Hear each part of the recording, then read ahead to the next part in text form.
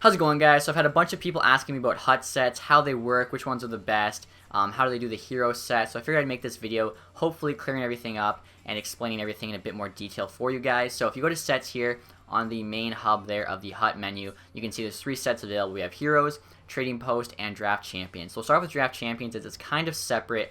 The only thing you can use for these sets are the draft collectibles, which you get from playing draft champions. I believe every 1 win you get 1 draft collectible, so if you win all 4 games you would get 4. As well, I think if you win all 4 draft games you get like a gold pack or something cool. So as you can see here, 2 draft collectibles gives you a gold player reward pack. So 1 random gold player, common or rare. You could also trade in 2 for coins valued between 100 and 1,000. So that's really not that great. I'd probably go with the player. You're probably going to get more value there. Trade in 10 draft collectibles for a gold pack.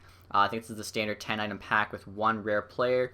Large quick sell reward. You trade in 15 here for up to 10,000 coins. It doesn't say the minimum though, so I'm guessing the minimum for 15. You'd think it's at least 1,000. So, but still, that's not very good. Up to 10,000. Again, I really don't think it's worth it. I'd probably do the 1 gold pack for 10, and then I would just save up for another gold pack.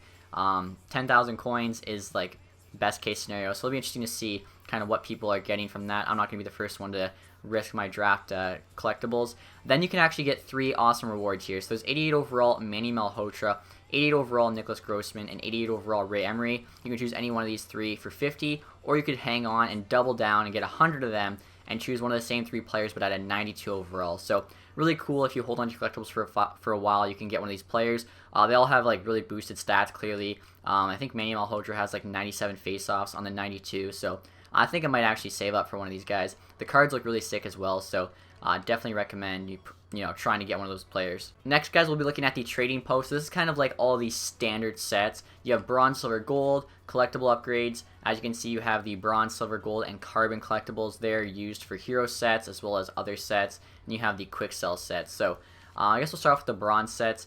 Basically, like silver and gold, you can trade in like 10 logos for a collectible, 10 coaches, 10 jerseys. This player thing is only available to bronze and silver. Basically, trade in 10 players and 10 bronze players. You can get a silver pack to upgrade your team a bit.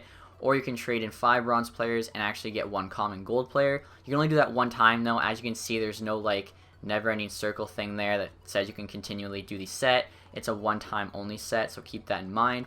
The silver set is the exact same thing, except instead of bronze players, it's silver players. And for the 5 players, you can actually get a gold rare player pack, which is probably worth doing, honestly. The 1 time, 5 silver players, you get 1 rare gold player. It could turn out to be somebody really good. So if you buy 1 silver pack, that's probably enough to get 1 gold player, and it could be anyone from like an 85 to Ovechkin. So I'll definitely do this at least once, or you can only do it once, so I'll be definitely doing it once. The 10 item player, you can see you get a gold common player, which probably isn't really worth it. 10 silver players, you could probably sell in the market for more than that 1 gold player. I definitely don't recommend doing that one. Next, guys, you have the gold sets. So these are just the same without the players. 10 logos get you a gold collectible pack, which gets you like that gold collectible card. Same with 10 gold coaches, 10 jerseys, and 10 arenas. It can be any you want. As you can see, I've actually started on an arena one. Don't have enough arenas right now, so I've got 5 arenas in there.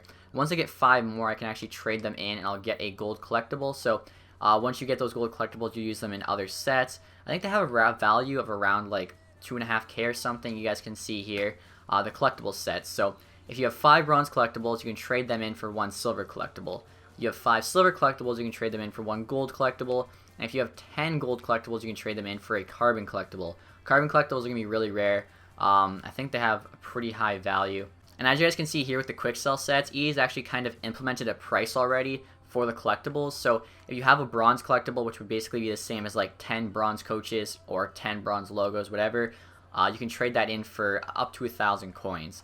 If you have a silver collectible, you can trade that in for up to 3,000 coins. It doesn't have a minimum though, so I have no idea. I feel like honestly, if it should be 3,000 coins, I feel like that's not even that bad. Up to is pretty bad though.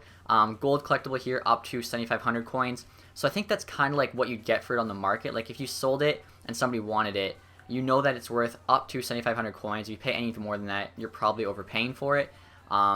Obviously, 7,500 coins though is the best case scenario. Right here though, you can trade in 2 gold collectibles. You get up to 15,000 coins. So it's kind of like you want to weigh the options. Do you want to risk best case scenario getting 15,000 coins, or do you want me to sell both of them for like 5k each? and it's a lot safer. But like I said though, there's no minimums here.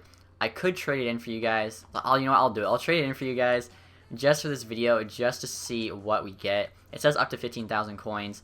As you can see, I have 18. I was saving all of my coaches and everything from the pack opening, and I was able to get a bunch of gold collectibles. Haven't traded them in yet for carbon collectibles, as I'm really sure what sets I'm gonna do, so it might just be better off holding them onto them. So 2 gold collectibles, up to 15,000 coins. So like I said, best case scenario is 15,000 coins. Let's see how many coins we get from this. Oh, we have to go to open the pack now. So let's first show you this. If you have a carbon collectible, you can get up to 50,000 coins. So again, do you want to risk it and possibly get 50k, or would you rather sell on the market and get anywhere from like 25 to 40k? That's like the decision you'll have to make. And you can also trade in 2 here and get up to 100,000 coins. So pretty crazy. It's kind of gonna make a market for the collectibles in the trade pile, where people are going to just have to weigh whether or not they want to risk it here or risk selling on the market, possibly getting more, possibly getting less. So right here, guys, in my Super Gold Quick Sell pack, it has up to 15,000 coins in it. I'm not sure the minimum. We get 9,000 coins, so I mean, that's not too bad. So like, essentially, if I would have sold both of those cards for 5k, I would have made more money. So like I said, that's kind of the option you have to weigh. It's pretty cool though. You can kind of like, you can risk it and get up to that many coins, or take the safer route and sell on the market. I really like it. And finally, guys, you have the hero set. I was actually going to make a video on all of the different heroes, but I was away camping, so I didn't have a chance. So I'm also going to talk about each team's heroes and my kind of thoughts on them. So right here we have Anaheim and JS Jaguar. I'm actually a big fan of Jaguar, but I was really hoping it was going to be Paul Kariya. So I'm still happy with Jaguar. He was one of my favorite goalies back in the day when he was on the Mighty Ducks, but I was so hoping for Kariya. Kariya would have been my favorite hero by far. He was my favorite player when I was younger, like by far. He's just such a beast. But Jaguar is still a good, second hero, I guess. As you can see, I've actually got the Anaheim set started. I've got 11 of the 44 items, so you can see what players you need. Like was mentioned earlier, I think, in like different EA things, you don't need Getzlav or Perry. Most teams you don't need like the 2 superstars, but you do need the rest of the team. You also need all their jerseys, as you can see, the arena, the logo. And for Anaheim, you actually need 4 carbon collectibles, so think about like the value of that. And then you also need 7 gold collectibles. So that's 7 gold collectibles is essentially like 70 gold items. And like I got 9k for 2 of mine. And then you also need 4 carbon collectibles.